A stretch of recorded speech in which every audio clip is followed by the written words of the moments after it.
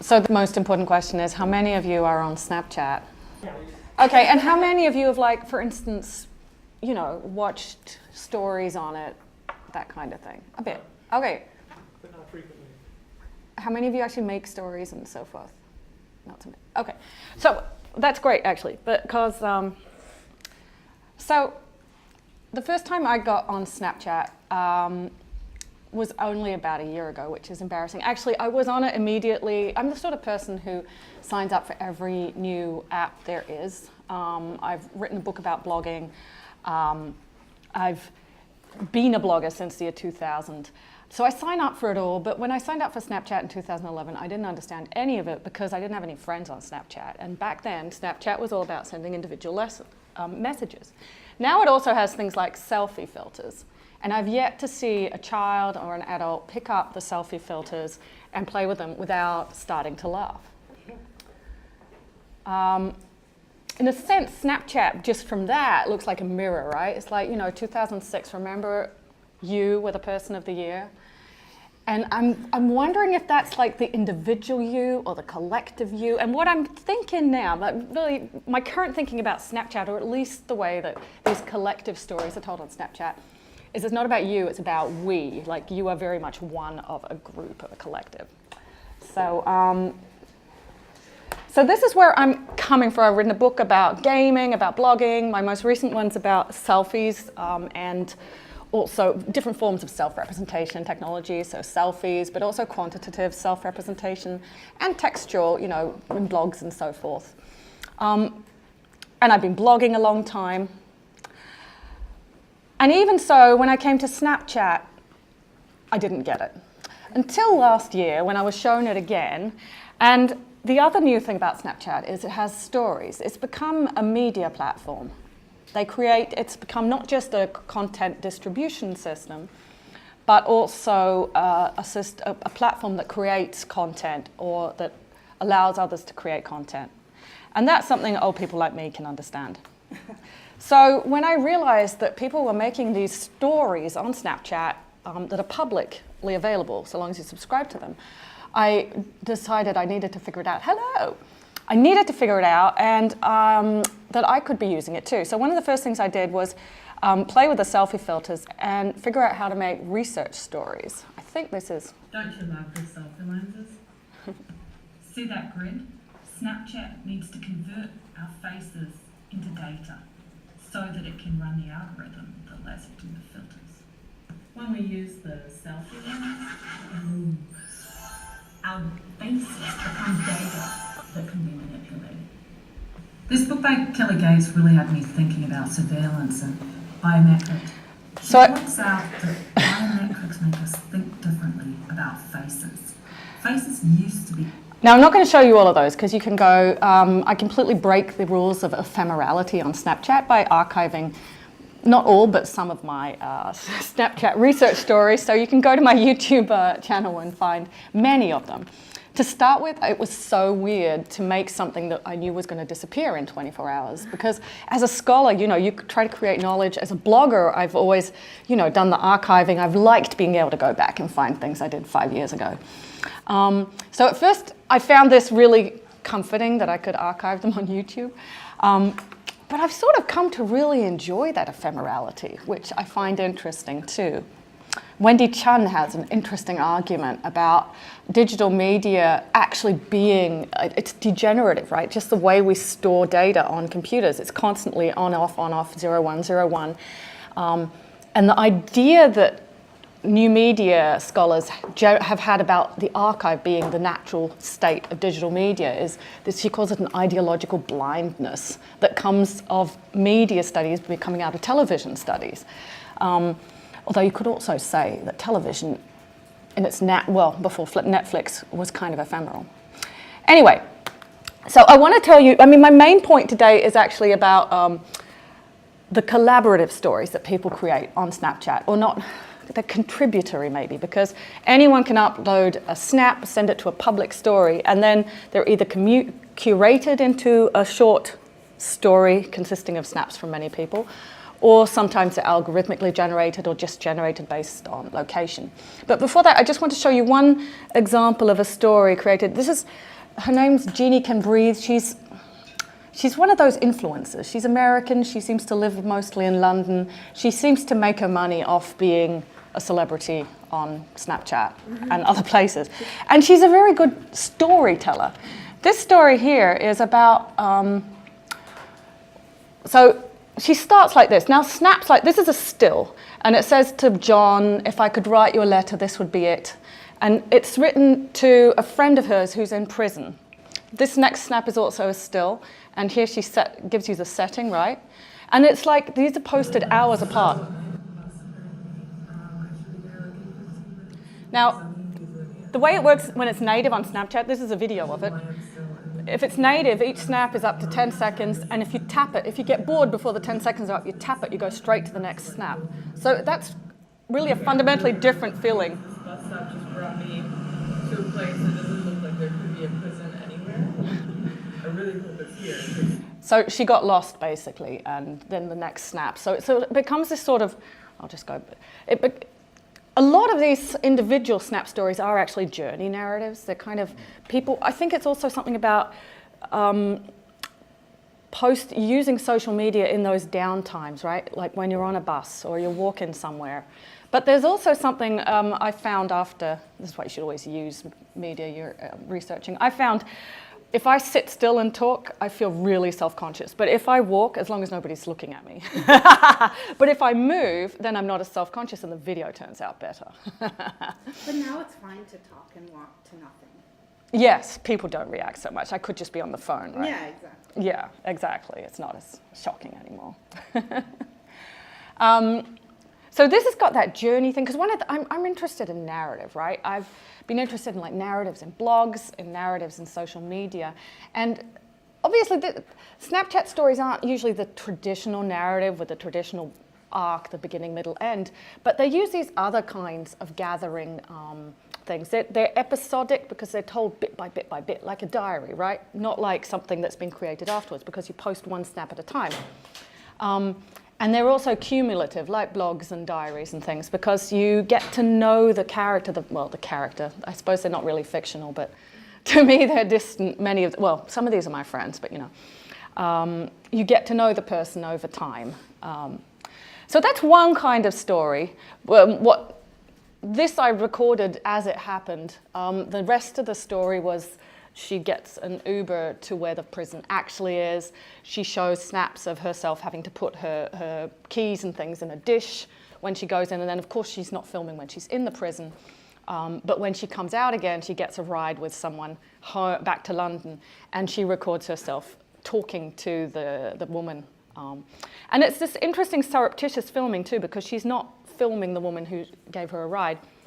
She's recording what she says, not what the other person says, and aiming the camera at the floor. So it's this kind of surreptitious way of documenting something that still retains a certain privacy for the other people. When Snapchat started these stories, because I can't remember what year, 2013 maybe? The first way they presented them was like, it's your life, it's your story. You can post things with a beginning, middle, and end. And then they changed the description to like, your story has no beginning, no end. It's just always in flux, which is an interesting shift, right? Yes. To be honest, most people use those stories, at least my friends, use them just like, here's a cool thing. Here's a cool thing. It's kind of random, right? It's not really a story, even though it's called a story by Snapchat. But the way celebrities and like professionals and marketers and news organizations use it, it's a much more deliberate, like, I'm going somewhere, I'm doing, yeah. Right, I mean, it's kind of like live streaming with a really low frame rate or something. I mean, you're But don't you think the editing makes all the difference, though? Because, and that's a really interesting, okay, so this is going totally off where I was playing, but these are the spectacles. No, this is fine. Snapchat has these spectacles. They're supposedly cooler than Google Glass, but you'll see they've got a camera, and if I press this, I think you see a light. So for the next 10 seconds, it's filming. But an interesting thing about Snapchat is that it won't be directly published to the internet. It goes to my Snapchat account where I can choose to add emojis and stuff, and then if I want, upload it. So they have all sorts of things built in They have all sorts of things built in to make this a much more curated experience than, say, live streaming or something like that. And also, this won't go more than 10 seconds. I have to click it again if I want more, right? I have to say, this is so beautiful. This is a charging case. There's little... It is. Wow. That is nice. Can't believe why you don't see everyone wearing these things. They apparently have like thousands of them that are not being sold now. $125. So Snapchat has these infographics that you can overlay things. So that's another way of adding information or, well, I love thinking about narrative. So I'm going to call it, well, that's not necessarily narrative, but okay. So when you were at one of these primary debates last year, for instance, if you were in the location, you got a geo-filter that you could add, which had live information. And they also have that, you know, at sports events and stuff. There's infographics that you can pull over that has a score or whatever. And there's other sorts of infographics like, oh, maybe that starts on its own. Or maybe it doesn't. I thought that was a video. Oh, it is. Oh yeah. Okay, so I took a photo on the train up here, and these are like the infographics that I could add at some random place in Massachusetts. Other filters that you can add are tied to particular events or holidays, for instance. And this one, I know I had like piles of my friends who I saw use this without, and I know they're not Muslim, so people use it beyond like as a statement of belief or something like that. Okay, so what I'm really, really interested in is these live stories. They used to be called live stories, and that was stories that about a particular event. So say on the 4th of July, anyone who's in the United States would have been able to send a snap, not just to their friends or their own story, but to our story, which would then, and then presumably those tens of thousands of snaps would be curated by someone at Snapchat, and they would generate a story out of it. It's changed a bit now, and now it's called Our Stories. They have a snap map, which I'll return to. But in any case, these are what you could, so this is one, these are just stills from one about Ramadan last year. So you see they're using the filters, which is an interesting way of sort of giving some prompts to people, right? Like, here are some ideas for snaps that you could make. So for the Norwegian National Day, one of the prompts was like, Norwegian food, and another one was like my national costume and things like that, you know.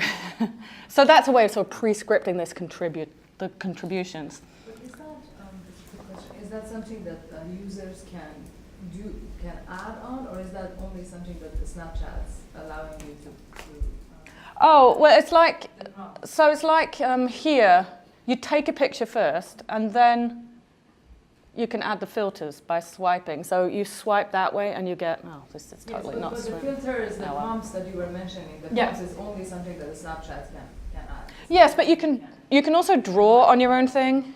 Individuals can make, there's ads on Snapchat now, you can make your own geo filters for $5.99 and up. So you could make one for, you know, Open Doc Lab that people could then, if they were in this location, upload it. Probably fun. So there's a lot of stories about things that, you know, graduation is pretty much the same week all over the United States.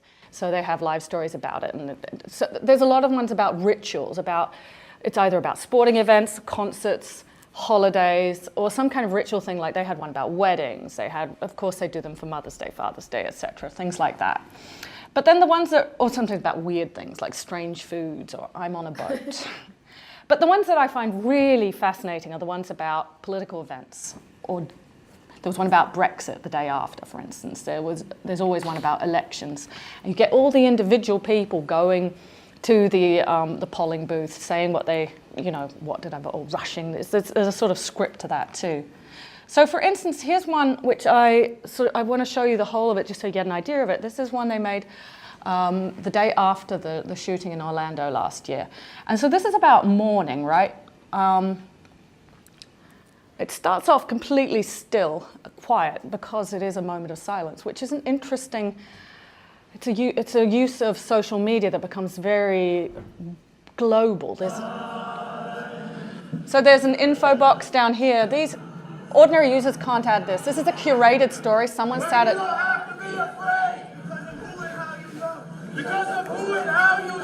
I can't adjust the sound, I don't think.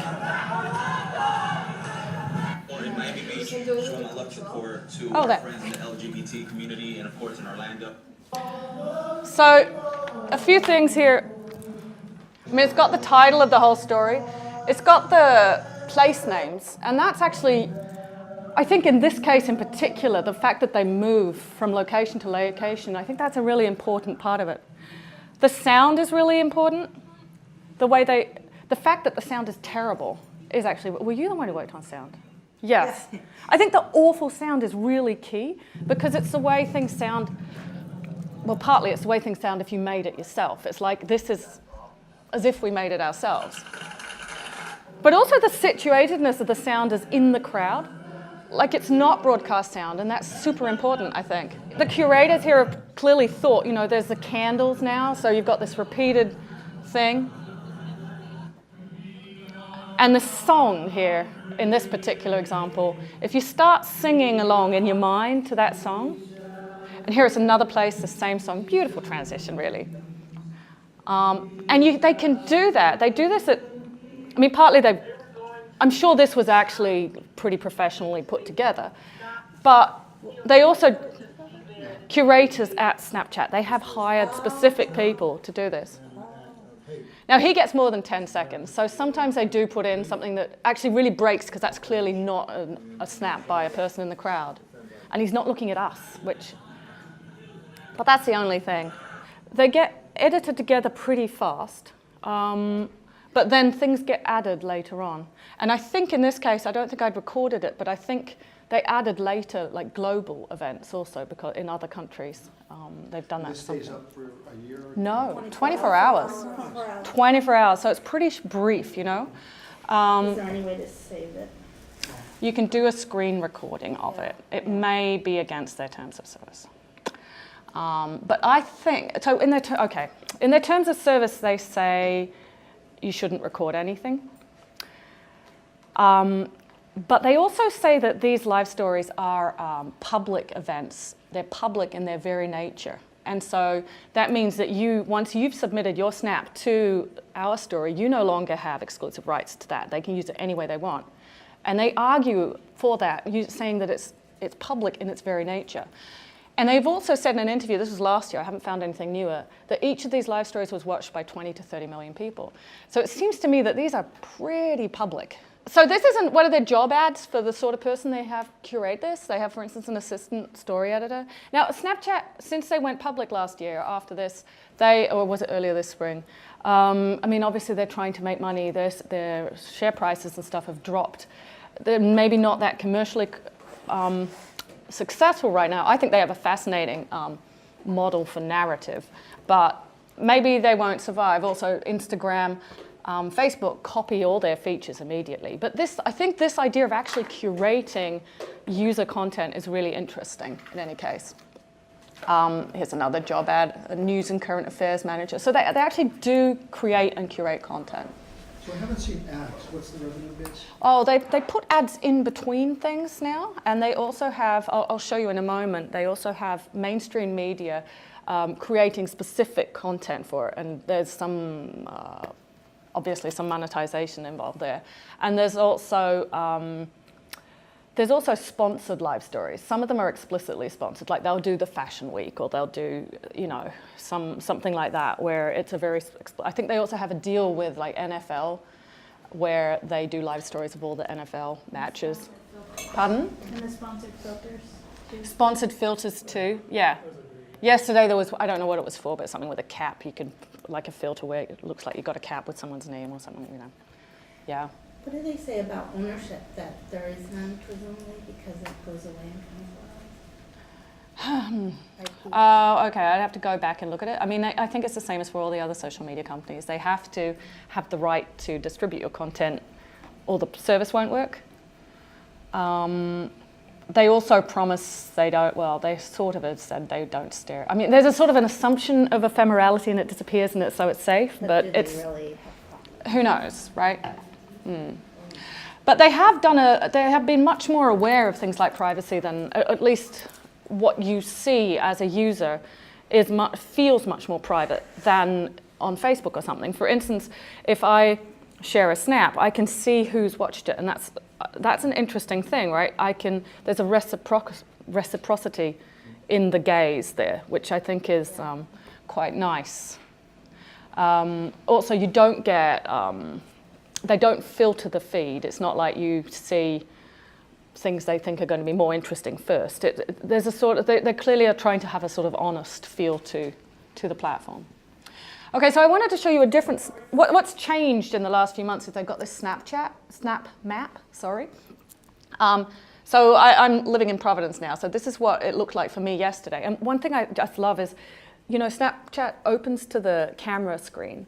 To get to the Snap Map, you sort of zoom in like that, right? You can zoom out on your image to see yourself more closely, but if you do that movement, you see the world, and there's something kind of poetic about that. I like that. I think Snapchat like invited a lot of movement. Like I remember the first time I encountered it, like the stories, I was amazed about the scrolling and left scrolling and right scrolling. It was really new back then. I think I invented a lot of touch. The gestures are very strange if you're not used to it, but they feel very intuitive after a little while, right? And I mean, I find myself trying to use them in other apps. Why doesn't that work? Okay, so this is, the way the Snap Map works is now anyone, there are in some sense fewer of the curated live stories. It used to be you just saw 1, 2, 3 live stories at any time. Now you can zoom around this map and you can see posts that people have published publicly, sorted according to the location. So I'm just going to give you a little example here. Oh, God. Afterwards, I'll show you how CNN did it on Snapchat, but I do want to try to actually, there we go. Okay, so you zoom out, you see the different things. Now, yesterday there was a story about the terrorist event in New York. And you see this is clearly shot by a bystander, right? I mean, you look away if you want, but it's not, there are no body parts. I mean, that's the worst it gets. They've added this. If you listen to the word, I mean, people are wondering what's going on. This is not some sort of centralized, I am a broadcaster, I know the story, I'm going to tell it to you. This is like the crowd wonders what's going on, right? So that, I would assume Snapchat may have added those little things, because I don't think there's a possibility for users to do that. You can doodle like, but it looks much more amateurish. So there's curation happening. We know that this incident in New York, and here they found an actual newscast, because some news companies make their own stories, so maybe that's contributed by that. I don't know. But it's like the infographic, 8 are dead. Well, this is a wonderful example of like, we have no idea what's going on. We are ordinary people, just like you. Which is, that's such an interesting thing and I'd love to hear what you think about that in terms of documentary and what it documentarizes.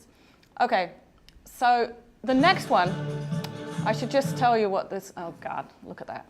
The next one, there are also these news stories created by mainstream media. So the next one I'm going to show you is CNN's story about the same event specifically told for Snapchat. And it's somewhat different from the way they tell it on TV, but it's also very different from the live story or our story version.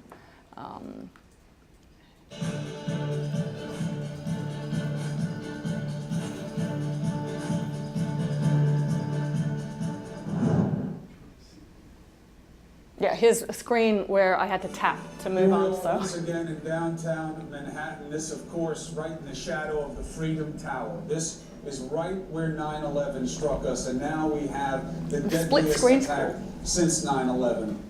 We now know 8 people lost their lives, Argentine nationals, a Belgian national, about a dozen hurt. We got multiple casualties. It's a mass casualty situation here.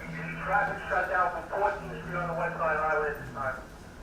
It's going to be a crime scene. A pickup truck barreling down a busy bike and footpath for nearly a mile. The carnage ending just blocks from the World Trade Center. Just out of nowhere, I see people running and screaming, and then just multiple gunshots, one after another. Police say the suspect, 29-year-old. Okay, so that's much more, it's an interesting combination of completely traditional broadcast news reporting, but with the vertical screen, more text. So it's a nice sort of adaptation to that screen, but it's got a very different feel to it from the Snapchat story. I'm not going to show you all of this, but I'll just show you a bit more like what normal Snapchat stuff looks like. You can see parts of the world evidently either don't have Snapchat, don't have smartphones, or are not interested in sharing snaps. But it's also kind of interesting, you know, being a tourist moving around the world. This is Thailand, you know, well, yesterday afternoon, our time. So I guess evening in Thailand, right? Yesterday. And now these are purely based on location. Oh, hang on, I need to turn that down a bit more. They're purely based on location, so they're not curated. And this is like a kind of an end case. I don't know if you could call this any form of documentary at all, but it's an interesting sort of shared thing. Look, in Paris, you see all the tourist attractions, the Eiffel Tower, the Louvre. So these are automatically named based on whatever map they're using, right? When I was in, there was a lot of soccer games. They often do soccer games because people obviously snap from them. And when you see a sports event like this one's slightly curated apparently. They're also from the crowd, right? So these sort of crowd events work really well. I don't need so much sound, do I? When I was in Paris last summer, I saw all the big, you know, the Eiffel Tower and so forth. But then I also saw a story about a demonstration right close to where I was that I hadn't been aware of. And that was an interesting sort of like, oh, you can see different things. That was mentioned in, oh, and then here there are, so if you swipe a different direction, you get these suggested stories. And these are thematic, see? I think they are purely based on words people have written onto the text. I'll show you Wonder Woman here, which is kind of cute. But if you look at these, every single snap here has Wonder Woman in the text. So I think this is simply a pretty simple algorithm that just goes out and gathers snaps that appear to possibly be about Wonder Woman. And I'm sure they will try to make them the algorithm more advanced in future.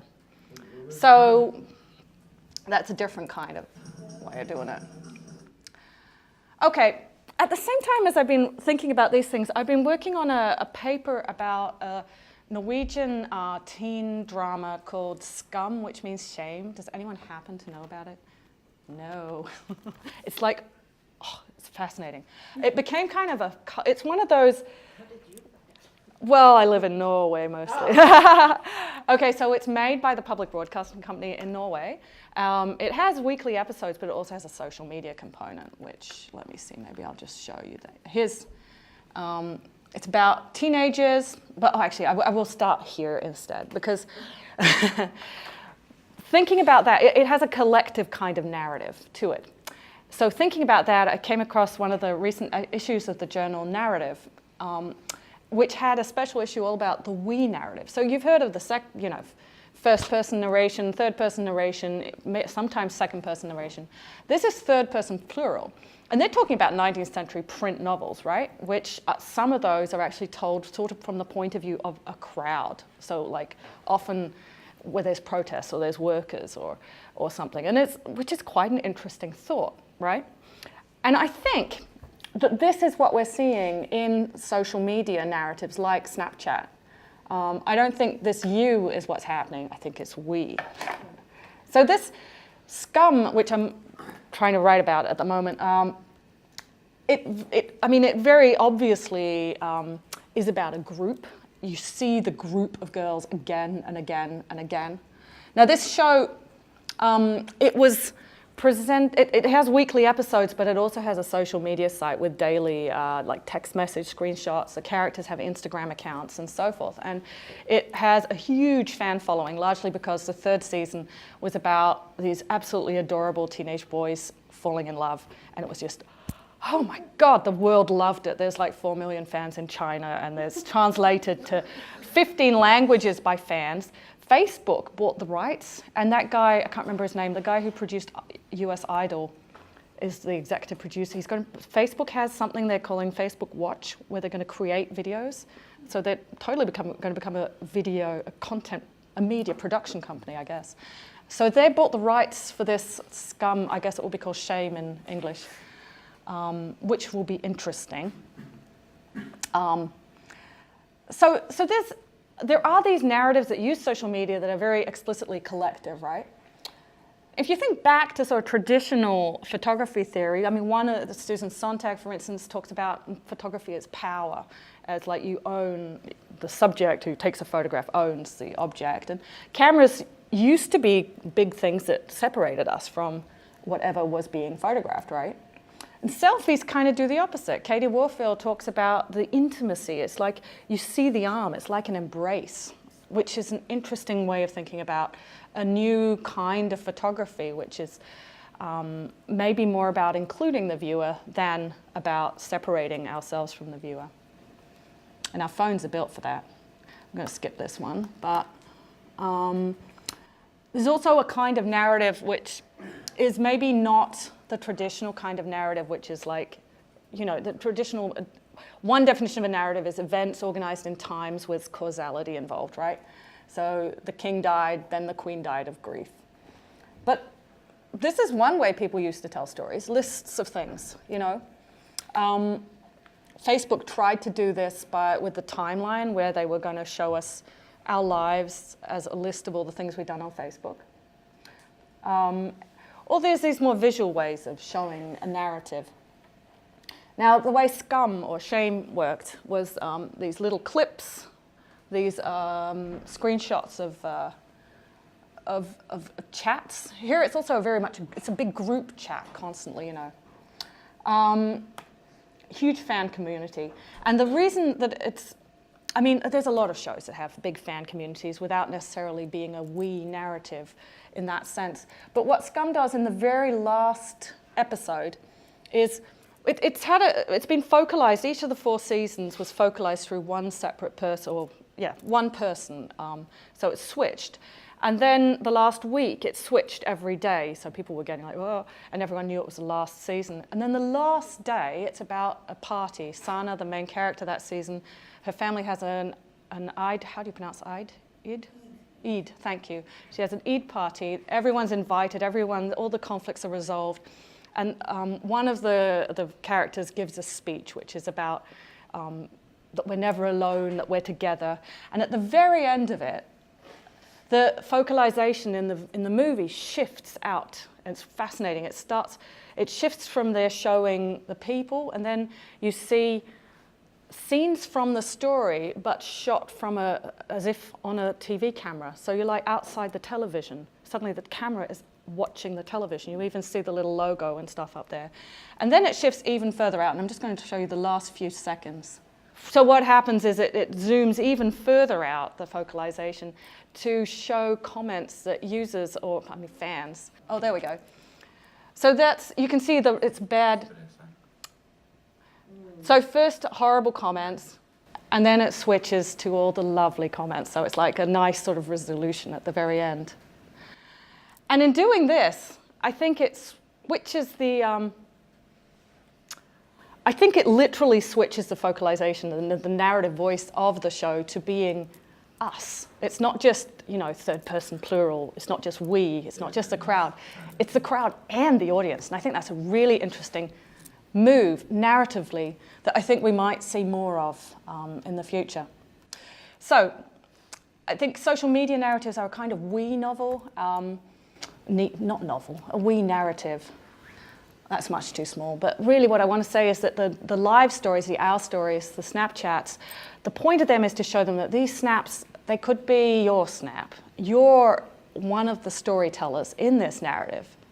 And of course, we could be all cynical and say that's not true. Someone's curating it. But it's a really interesting way of telling a story, I think, that I think we're going to see a lot more of. Thank you. I'm actually writing a book about Snapchat too. I just got the contract today. So I'm definitely going to write more about it. And I would really like to hear, because I'm not really a documentarist, right? I'd love to hear what you think about this in terms of documentary, in terms of narrative. I'd love to hear. So a couple of questions to start. We have a colleague, not here in the room, who said something that sort of really resonated with me, that Beyonce's selfies are professionally shot. Her arm is sticking out, but she didn't shoot that image. And that gives them this sort of that makes your selfies, my selfies always look kind of shitty, to be honest, compared to Beyonce's. And it's not just that she's Beyonce and I'm not. There's something else. It's about the quality of the image. And so one thing that I'm intrigued by here is the faking of the weed, right? That in a celebrity culture, and especially when these are industrially produced, you can make these kind of feelings of belonging ineffable. You can make them unachievable. Like you want to be part of it, but you never quite will be, for sort of stupid reasons like that, just technological. So that's not the question, it's a statement. But I'm just intrigued as to how does that, do you think that's playing out? And secondly, who's the demographic? Who's the user base for this? Is there a particular part of the world or parts of the world, age groups, racial or social demographics, any, like Vine. We talked about Vine last night as being a brown and black medium in a certain way that was wiped out. Any sense here of particularities of the user base? I haven't seen anything about race as an ethnicity. I mean, just looking at the Snapchat, it's completely clear that the US is huge, Europe's huge, the Middle East is huge, bits of Asia, none of Africa, not much of South America, right? Japan, China. I'd have to check for you, but. Those are obviously big mobile culture. But that doesn't that doesn't necessarily mean that they're not using it. It just means that they're not uploading their images to the public part, right? So there are, I mean, the best statistics we have are really the ones that Snapchat themselves published last year when they were, or I can't remember when it was, but when they went public, I think it was this spring actually, some while ago. They said, okay, I can't remember any of the figures in my head right now, but it was largely, you know, people under 25, then under 30. It's been expanding, it varies from country to country. In Norway now, it's really surprised me, but 1/3 of all Norwegians over 80 use Snapchat every single day, which is sort of remarkable. It's just really, really expanded. 10%, that was a funny figure, 10% of Norwegians over 18 use selfie filters every day, which is like, oh, that's so sweet. But they were saying, you know, they've got more in America, a lot in Europe, not so many of the rest of the world. Yeah. And I've no idea about the racial. There's a documentary called Life in a Day. Do you guys know this one? And the producer was not Ridley Scott, but maybe it was Ridley Scott, someone unexpected. Ridley Scott's producer. Anyway, Life in a Day. So this was just videos and YouTube stuff basically from a day all over the planet. So this effectively mirrors that in some sense. Yeah. They also did an Indian version, Life in a Day of India, that was by Richie Mehta. Richie Mehta, and it was screened at TIFF last year. Was it actually a day? I can't remember, because there was another one that was a day every year, 10, 10, 10, 11, 11, 11. Yeah, I think there were two different there are two ones. similar ones. The Ridley Scott was first, and it was highly polished, and they edited it for a long time. Yeah, I mean, there's a still photo copybook too, I think, of the same idea. I mean, it's been a popular idea, but I had that same thought when I was looking at that Snap app. I mean, that is just an ever-evolving, constantly updating version of the same thing, which is pretty cool. Well, we know they must be on the web archive. Then you could go through that. I wonder if they do Snapchat. What's it called? No. The Internet Archive? No, they don't do Snapchat. They No. just do the web. Yeah, which is also interesting because it's a public, I mean, it's a widely viewed, fairly public form of media distribution that just disappears and no one's archiving. Well, presumably Snapchat is to some extent. I'm sure Snap is, you would think Snap's got to be archived. Although their greatest cost is apparently server space, so they may not be, I don't know. It's somewhere. Just put a lot of money into this production, you think they want to keep them, but at the same time, it would be hard for them to all of a sudden bring them back up because they've been saying that are they actively saying we don't keep these, or are you just kind of assuming? They must say something in their agreement. Well, they say we can't keep them, but do they say they're not keeping them? I just wonder. No. They must say something in their agreement about that, right? So I have no idea. I've obviously read it. So just so I better understand the selection mechanism, in a world where presumably hours of stuff are being generated per minute, how do I navigate that? What am I actually seeing? Is my region or my continent being privileged, or is it some kind of a theme header that I'm searching for? Well, now you just go through the snap map and you zoom in on whatever part of the map of the world you are interested in. And then you see that this heat map shows where there are more snaps and where there are fewer. So you just click that and then see the location.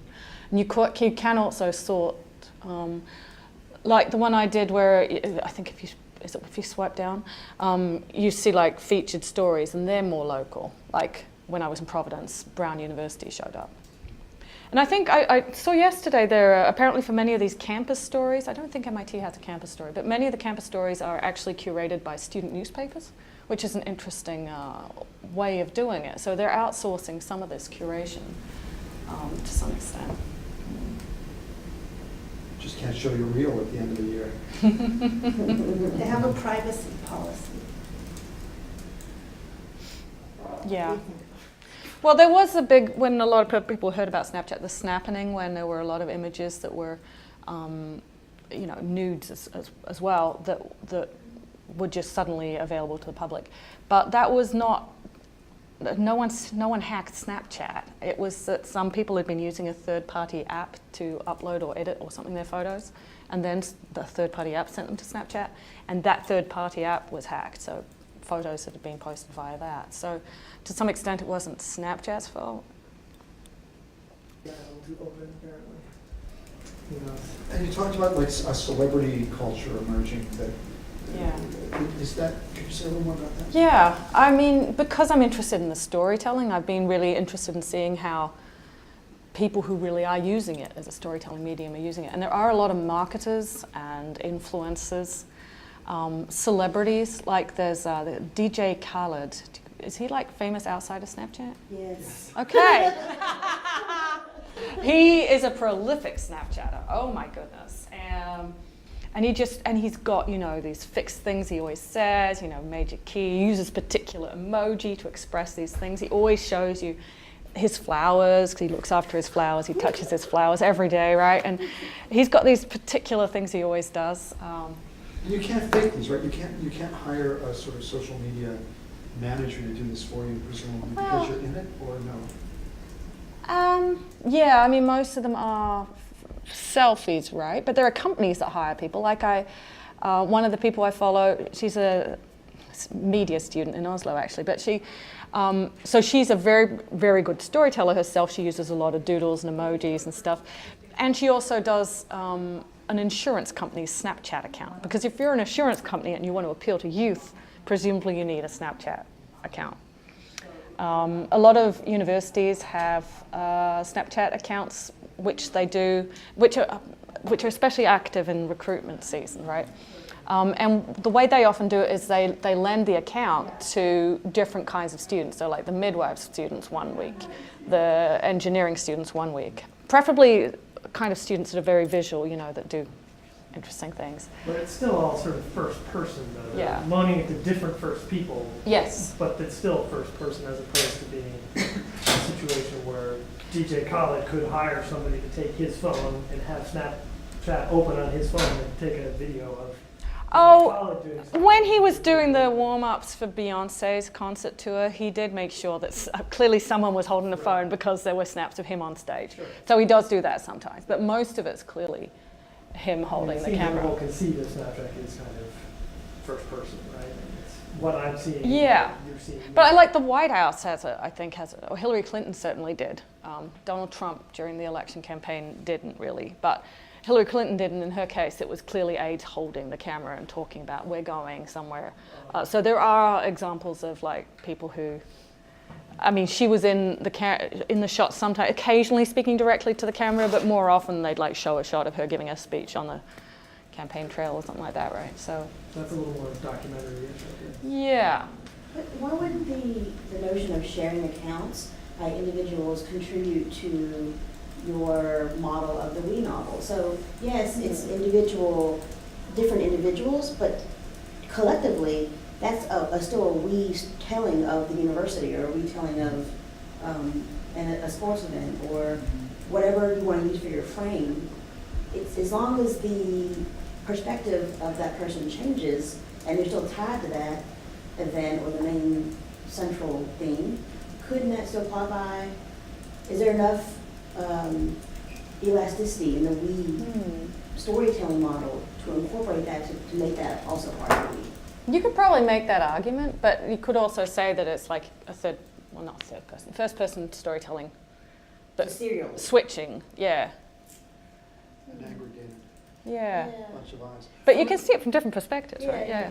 So we sort of had this discussion with Vine, about Vine last night, where, you know, Vine gets used for lots of purposes, but communities that aren't represented well, and whether they're using it for frivolous reasons or serious reasons or whatever kind of reasons, in the aggregate, if that's a we or whatever that is, whatever that aggregate is, suddenly there is a body of representation that really speaks to the daily concerns and, you know, issues of their lives that's not structured as a documentary that we would normally talk about, but actually is pretty, leverages a lot of insights and again, depending on how you want to frame narrative, could actually pretty easily fit within this space.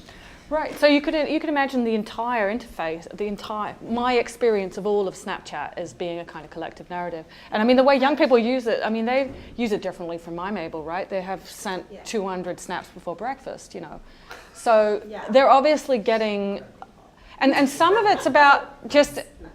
It is hard to see how it could happen, but some of it's just about maintaining a streak. Like you get a little star next to your friend's profile if you've exchanged snaps every day, and you're like, oh, I'm up to 400 days. But some of it, presumably, is not just about the connection, but also about the content. I don't know. So Pat Cizek, who's made a lot of interactive participatory documentaries, one of them won the Webby Awards. You know, your acceptance speech, you have to say 5 words. She said the internet is a documentary. Yeah. So I'm really curious about, so the curated ones are interesting. I mean, those are clearly interesting. That they only have a day of lifespan is also kind of... Yeah. The disappearance is fascinating. Well, it makes all this congressional investigation stuff. Should they be tweaked and part of malign campaigns? It makes that sort of interesting too. The evidence, the weapon, it's like those murder weapons made of ice. Yes. Did they melt and there is no weapon? Yeah. I mean, it's with all the presidential sort of, you know, archiving stuff too.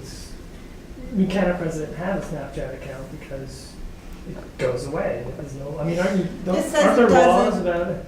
You have to archive like all of your communications. Actually, they save you. They change the ephemerality a bit because now you've got memories, so it actually stores all your own snaps in your account, so you can actually access your earlier. So that's that wasn't the case a year ago. In their privacy policy, it says, of course, also provide us whatever information you send through the services, such as snaps and chats, to your friends. Keep in mind that the users you send snaps, chats, and any other content to can always save the content or copy it outside the app. Yeah, of course they can. So yeah, it's just assumed that so it's a diary function. Yeah. A diary. The memories, yeah. So what in the big ecosystem of Snapchat? What kind of, do you see stuff evolving? It's clearly morphing pretty quickly. And are there It is change. I mean, they're trying really hard, I think, to monetize it, to figure out a viable thing. But they seem pretty keen on keeping it feeling kind of clean. One of the first things I did after I became interested in researching it was I invited myself to a high school class and asked the teachers if I could give a little presentation about social media, and then the students could tell me some stuff about Snapchat, which was fabulous. And doing it like with the teachers there, because the teachers asked questions I wouldn't have thought of. It was fabulous, really interesting. But one of the students, she said the reason she likes Snapchat is that you can clean it. And I thought that just the word clean was so fascinating. She said on Facebook, it's just endless. If you refresh your feed, there's more, there's more, there's more. But on Snapchat, you can tap through everything. And she said she doesn't actually watch everything. She taps fast just to speed through it. And then her feed, it's empty. She's cleaned it. It's like, yeah, which is this interesting, But they're definitely, they've added more. I mean, with the snap map, it's endless, right? There's no way you could clean that. And there's definitely more of these featured stories and stories from the mainstream media. They used to be called Discovery channels. I'm not sure if they're still called that. They do change things a lot. And that's sort of the top-down stuff. What about bottom-up stuff? Are you finding users inventing new workarounds or conversations or collectivities, self-conscious collectivities, anything? That's a really interesting point. There are clearly some conventions, like a lot of the stories have movement in them, right? There's a lot of I see a lot of repetition, like people do the same kinds of things. They try to establish a voice. Like there's one called Paris Boy, I think. He's always black and white, very short shots, right?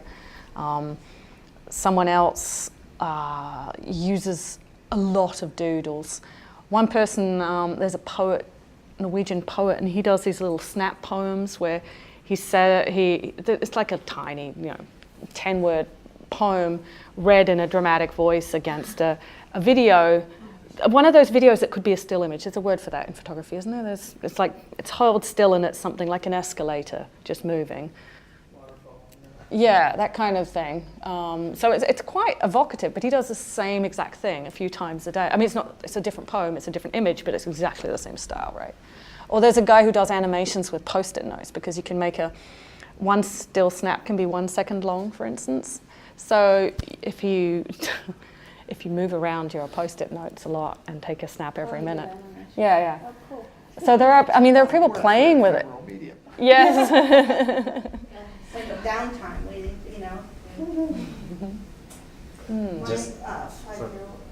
Just wondering if you find any project that really takes profit of the 24 hours limit in terms of narrative or intention, or that really makes sense. That's a really good question. There was a young artist, a teen artist at the Electronic Literature Organization conference last summer. She'd made a Snapchat film, which I'm sure others have made too, but she'd done it but there the constraint was they had to make the whole thing within 24 hours. And the other thing is you can't move, you can leave out a snap, you can delete snaps from your story, but you can't add snaps other than to the end, right? So you've got a very strong temporal... It's truly sequential editing process. Yes. You can't change. No, you can't change the order. There's a constraint. It's a big constraint. And you can film a snap, but you can't trim it, right? Yeah. You either have to redo it or leave it. You can add text to it, you can draw on it and stuff like that. And then you publish it and then it's done, right? So it's always portrait too. There's no landscape. Oh no, some people, but most people have it in portrait. So a few people do landscape, but then people are like, I gotta turn my phone around. So effectively pretty much everybody does. Yeah, and of course Snapchat have done, they've done the market research, and at least in that app, much more people actually watch your ad if it's in portrait format. So. Wow. Does there any difference between Instagram events or stories to Snapchat, because they actually stole their... Completely, yeah. No, I think they're exactly the same thing. I don't know if they're used differently in practice. And Facebook keeps trying to make us make stories too. And they're not automating any of this so far as you know. Well, clearly the location-based thing is some kind of algorithm. I've tried testing by sending videos to the public stream, and what I found is if I do a still image, it never goes to the Snap Map. And about half the videos I make go to the Snap Map. I'm not sure what the rules on that, why some do and some don't. So you sharing with the Snap Map isn't... It doesn't... No. It's like I am sharing it as a candidate to be on the Snap Map, and then you maybe... Yes, although you've got a pretty good chance. In my experience, at least 50% chance, right? And how long does it take? Oh, yes, and that's interesting too. Sometimes 10 minutes, sometimes 2 hours. So there is something going on. At a minimum, they're probably checking for nudity or something like that, right? But that could be done algorithmically, I imagine. A lot of that. Yeah. Yeah, like the cupcake sleepovers that Instagram had. Yeah, there was an incident that people shot cupcakes that Instagram recognized it as tits, so he forbidden them, and then many people just shot cup. Yeah. So it's algorithmic. That's good. It gets How the AI user trained. redefines algorithms. Well, the machines need to learn somehow, so the public is helping. But you don't get quite the same network effects as you do in other social media, right? Because it's not searchable like Twitter. Yeah. I mean, stuff that's on the Snap Map is searchable, but like DJ Khaled's own stories that he posts, that's not searchable in any way. So, and you can't easily like share someone's. So how does someone become a celebrity if it's unsearchable? That is a really good question. I mean, people talk about it in another medium. It's also the only social media where I've been sent dick pics, actually, which is interesting. It's the only social medium where I've received dick pics, and I'm probably old enough not to receive many, but well, but they're sent privately, right? And I asked a couple of times. I asked why they. I mean, where did you even find my name to send this? And one of them engaged in quite a conversation, stopped sending the photos, and explained that what he does is he searches Facebook for Snapchat, and I had shared my Snapchat username on Facebook. So, I mean, that's And obviously. Your Facebook is public? I guess it was that one. That post was. Some of my posts are. Yeah. So, and I mean, I've found many of these celebrities by searching, you know, Snapchat celebrity, Snapchat storyteller. There are lists of the best Snapchat storytellers. So, I mean, these people who do. No, on the web, right? Yeah. To get their usernames and then Yes. and then you can find Exactly, that's what that is. You can take a picture of my Snap code and follow me. There's a function where if we all turned on our like find Snapchat users nearby, we could add each other in that way. Or you can, I mean, if it's companies and stuff. I mean, I've seen malls, airports, all sorts of places put up their Snap code on a poster, or they stick it in the sticker on the floor or something like that. So that's one way that.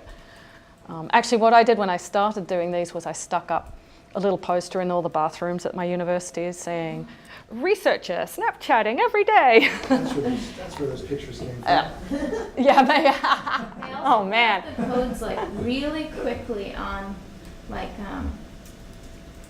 the most recent example I can think of is they did like for different TV events. They put them up really briefly, and so I was like, I saw it once and I was like, oh, I can, like, if I wait for this next time, I'll have my phone ready. But they put it up really briefly for like, oh God, well, it was terrible, but like the Rocky Horror like TV special that they did, they had special filters and like a link to their account, or I think. But it was mostly about the filters. If you took the QR code, you could like access special filters. So you're supposed to be recording that, right? But So and well, you're supposed to have it ready so that they put it up for like a couple seconds, and you can like you have to take a picture of it on your with Snapchat, and then it recognizes like you've taken it. Or and record the show and freeze the frame. I guess so, yeah. But without a DVR, that's a difficult thing to do. But yeah, you have to like pause it and I don't know. But at least it lets you know there is a Snapchat account. You could probably Google your way to finding it. Yeah. But is there, I was going to ask, is there a way, like with the ones, like with Wonder Woman, enough people were snapping about Wonder Woman that just got randomly generated? But so is there the way that people in marketing like kind of like get enough people snapping about their particular thing? Well, I've wondered about that because once I posted, I feel like it was like a conference snap or something, but I'd mentioned balloons for some reason.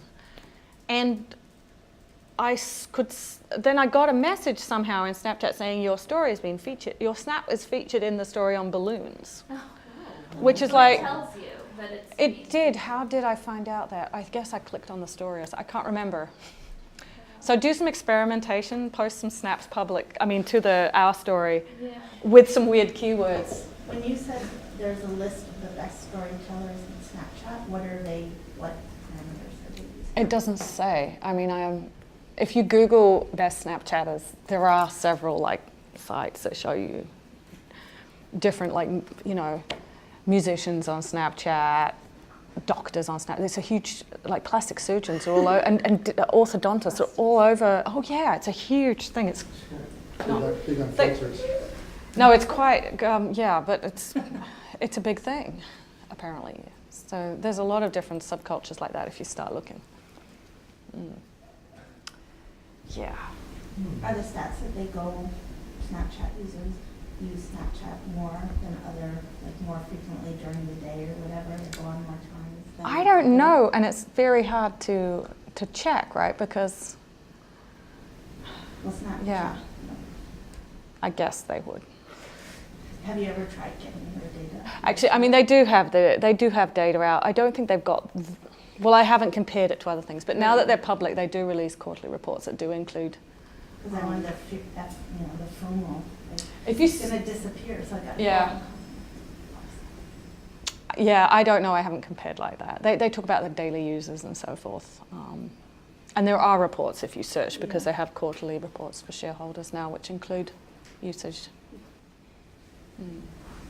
When you spoke with like the high school students, what, I guess, do you have any idea of like the scope of how many kids, I guess, are more using it to tell a story versus like, there are a lot of, my nephew, for example, sends me snaps with an S on it, which just means streak, and he's literally just taking a picture of some random thing. Yeah. To get the star going back and forth between us, that the communication is still going, Mm-hmm. but he's not doing it in any sort of, for any reason. It's just Because he loves you, for sure. Oh yeah, because of that. I sent him a snap back. He sent me a picture of like his desk with an S in front of it, and then I sent him a snap of my face angry back saying pay attention in school. So there was that. Yeah. Like I wonder like how much of what is being snapped is. Yeah, I actually, I only interviewed like 50 kids. There's a really low threshold to using it. There's its ephemerality, which has a plus. There's the community of users, which is my guess is a demographic that's not lining up to see documentaries either on cinema, on TV, or even online. But then its lack of ephemerality becomes a problem, because once something starts to circulate, it doesn't spread, right? It doesn't have that network effect, and limited both by how things connect, but also the temporality of connection. So it's kind of in a funny place. It is, and it's also, there are many media companies who make documentaries, have their own channels on Snap. They just have regular accounts, really, right? And so you can subscribe to these regular accounts, and you can do something there. Some people do, like there's the Hindustan Times used to do these. They used to send out like 8 or 10 journalists into the field, have them send things to the coordinator or editor, I suppose, using Snapchat, and then he would then edit it in a third-party app and then post it to their account, right? So there are ways of doing kind of collaborative mobile journalism like that, but unless you pay to be one of the main discovery channels, you're not going to be visible to everyone, only to people who subscribe, right? Or unless you happen to be in a location where a live story is being created. And you can pay, there are the sponsored live stories. You could imagine a university or an event paying Snapchat to have a curated live story, and in that case, I think, when they work with sponsors, I think often they collaborate with them, so the curation might be. So you could imagine, maybe it'd be incredibly cool for a documentary company or something to just pay to be the curator of immense amounts of snaps from a particular locale. You could imagine an organization where you somehow recruit thousands of people in a city to do some kind of documentary, and you actually got funding to pay. Actually, that would be really cool. You might be able to get funding for something like that, actually. That would be really interesting. You should do that. Yeah. The 10 segment is, I don't know, I work with documentary and I have in my mind this phrase like, never shoot less than 30 seconds. Really? Yeah, and for me it's like, I can't imagine make the editing of 10 seconds. Just if it's a short film, yes, but I don't know. That's fascinating. That. Well, at your topic, this is a terrific kind of promotional angle. Just as CNN is using it as a little fraction of what they do, you would hit it. I don't know who's watching in Brazil, what the numbers are in Brazil. She's working with student high school kids protests, among other things. Oh, really? They have I can share my. I've recorded some of the protest videos they've done, and I could share that with you. There's also, I mean, this Yusuf Umar, he does this mobile storytelling using Snapchat. He was an amazing, I spoke at a conference he was at, and he was just like, he's the guy you may have heard of, who he worked with the Hindustan Times, and he was the one who did the story about the Indian rape victims who'd had their faces, and they used the filters. Did you read about that? So they used selfie filters to anonymize the rape victims so that they spoke on camera, so you could see kind of the move, you know, you could see their expressions, but they were anonymized. But he's done a lot of other things too, and he really has a well-coordinated system. He ran, I think, was it Yusuf? Is it Yusuf or Yusuf? Omar? Yeah. But it was like, because I was young and thought blogging would save the world in 2003, and he was like that now, but for mobile journalism, it was just like, wow, this is such a refreshing sort of total optimism. But he does really interesting things. He like trained, he came to Bergen and trained the journalism students there to go out and film things and, you know, edit them back together and stuff. He did a great job there. So there are people trying to do that kind of thing. Yeah. But you can't do the total life story without some kind of collaboration with Snapchat themselves. But I think it would work. It's just for young people that have no problem to see these narratives very quickly all the time. No nostalgia. Well, but also these are short. I mean, the longest live story I've seen is like maybe 4 minutes or something, right? So it's a short format. Well, thank you for all your ideas. Thank you. Thanks.